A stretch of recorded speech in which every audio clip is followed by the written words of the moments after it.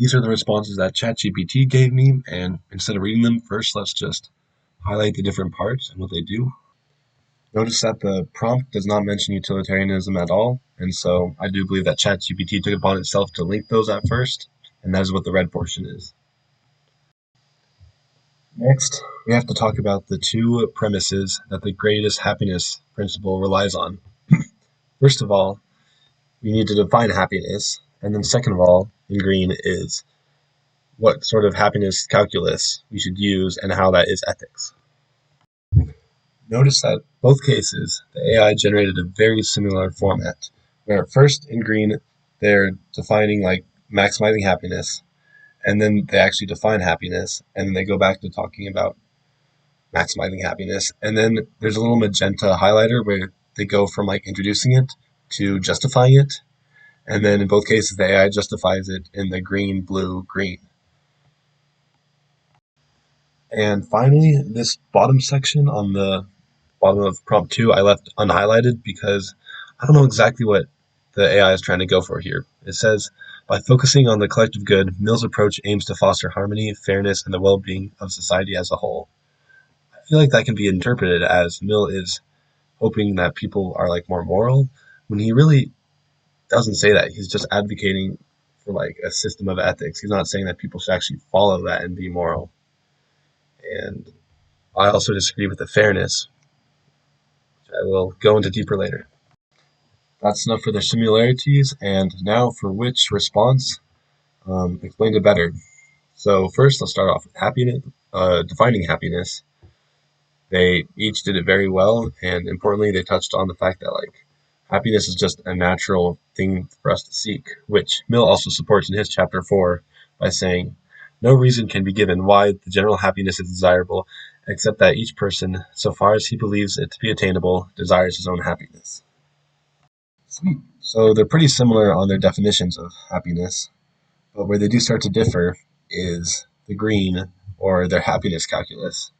And specifically, I want to focus on how the wording they used can be misinterpreted to be something that is not exactly what Mill is going for.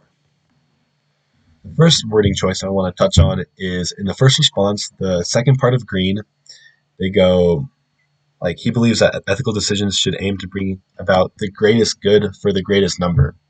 Now, this is something we talked about in class, and how 4 almost has two different definitions or interpretations. So the first interpretation of 4 is almost like a multiplication term, and this is the correct one.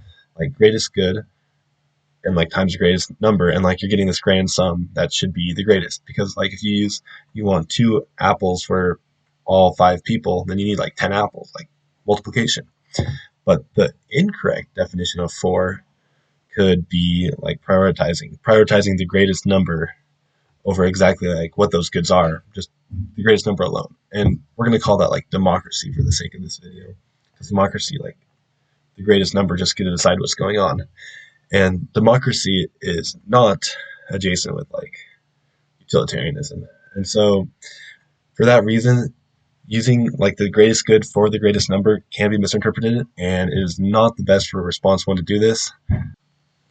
But response 2 also has some wording that could be misinterpreted when also near the middle it says, he argues that ethical actions are those that produce the most favorable balance of happiness across society.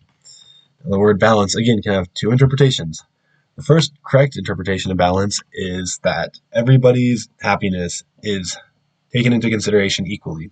And so like you don't consider what a king wants more than like what a peasant wants. Everything is like equally and balanced. But the incorrect interpretation of balance is distributing that happiness evenly.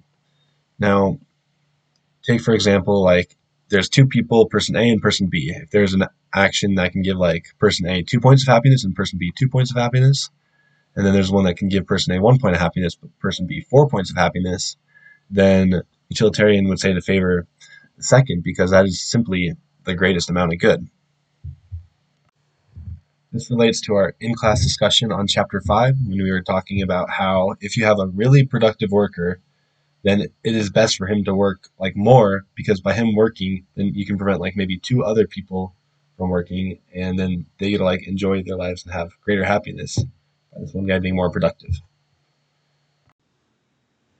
Or, as Mills says in chapter 5 when discussing, again, justice, he says, "Thus, to save a life, it may not only be allowable, but a duty, to steal or take by force." So that means that causing it, like suffering to lead to the greater good, is completely moral and permissible. And that does not seem to be very balanced if you take balance to be fairness and an equal amount of good for every person.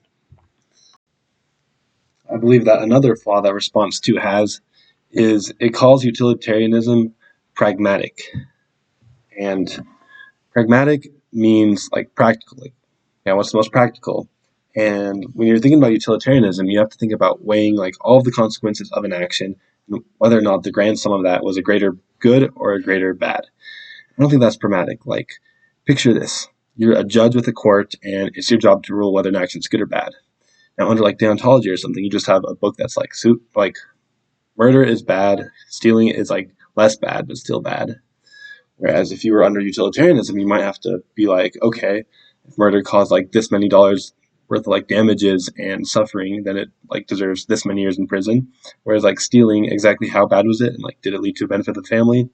Just way more complex and probably not deserving of the word pragmatic. And that's all that I have for today. I think the AI did a very good job with both of the responses. I do think the first one was slightly better just because it didn't have that weird part at the end and it had just less words that could be interpreted incorrectly. Thanks for watching.